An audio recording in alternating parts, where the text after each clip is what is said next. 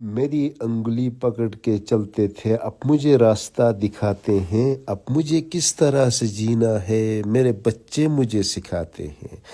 آج کل 45 منٹ یا 10-12 گھنٹے کا سفر طے کر کے تھک جاتے ہیں۔ ہمارے آبا و اجداد راولپنڈی سے گلگت یا گلگت سے راولپنڈی 24 دنوں میں پہنچتے تھے۔ اس رودات کی کہانی آپ کے زیر نظر کرنا چاہتے ہیں۔ گو کہ راولپنڈی سے بذریعہ تانگا مری پہنچتے تھے، پھر سری نگر۔ تانگا 2 گھوڑوں پہ مشتمل ہوتا تھا، بڑے بڑے دریا عبور کرتے تھے، اور ایکا نامی ایک قدر وزنی چیز ہوتی تھی جس پہ زیادہ وزن بھی اٹھایا جاتا تھا۔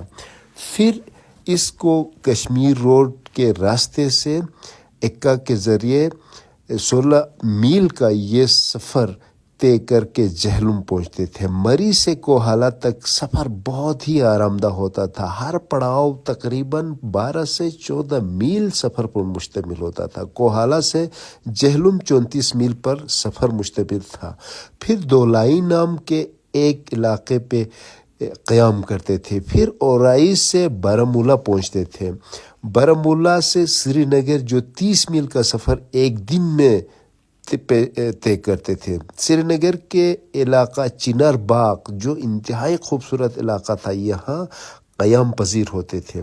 یہاں سے پھر چنار باغ سے ہوتے ہوئے ترک بل اور برزل پاس یا پھر بانڈی پورہ سے ہوتے ہوئے گلگت کے لیے راستہ اختیار کرتے تھے۔ بانڈی پورہ سے ولر لیک تک، پھر بانڈی پورہ سے ترک بل پاس۔ ترک بل کو کراس کرنے کے بعد ایک دیودار کی جنگل ہوتی تھی۔ اس کے بعد زودکوس جو ہر وقت انتہائی قدرتی آفات سر پہ منڈلاتے تھے، ان جگہ پہ غاروں میں رہتے تھے۔ پھر گواری نامی جگہ پہ قیام پذیر ہو کے آخر کار گریز وادی پہنچتے تھے۔ یہاں سے گیانی نام پہ کیمپ کرتے تھے۔ پھر مینی مرگ جو 5 میل آگے برزل چوکی کشمیر اور استور کی حد بندی بھی ہوتی تھی، پھر چلم چوکی آتا تھا، پھر سردار کوٹھی، پھر اس کے بعد یہاں سے خرم استور کا اور داشکن سے ہوتے ہوئے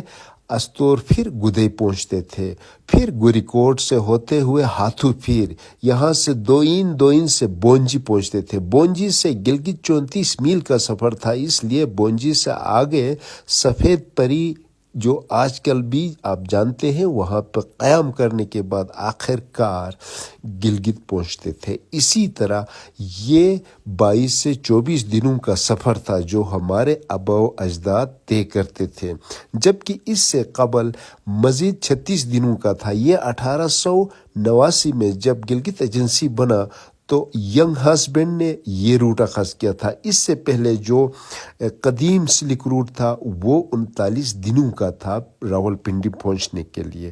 یہ ایک سفر کا رودا تھا جو آپ کا ہم نے نظر کیا۔ Thank you.